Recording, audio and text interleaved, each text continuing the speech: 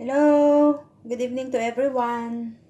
Siguro naman hindi lahat gumagamit ng ganitong klaseng wok. Ayan.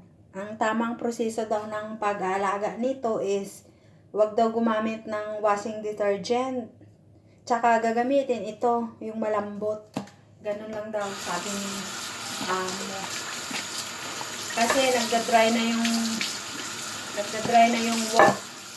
Ganito lang daw, rinse, ganyan. Ayun, ewan ko. Tapos, pupunasan ko ng wet tissue. Ganyan. Until dry.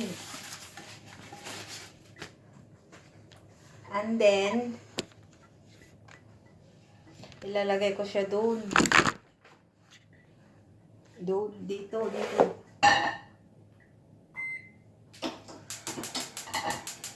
Yan.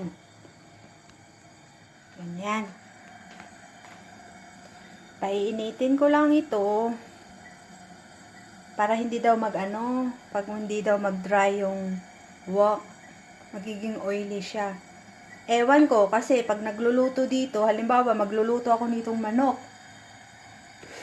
Then, after na maluto yung manok, masusunod ng another days, hindi yan pahuhugasan. Ang gagawin niya, punasan niya lang yan ng kitchen towel. Kaya siguro nanunuyo yung kalaha. I just try kung okay ito or hindi. Subukan ko lang. Ayan, mainit na siya. Lalagyan ko lang yan siya ng oil at saka irarab ng kitchen towel around the surface.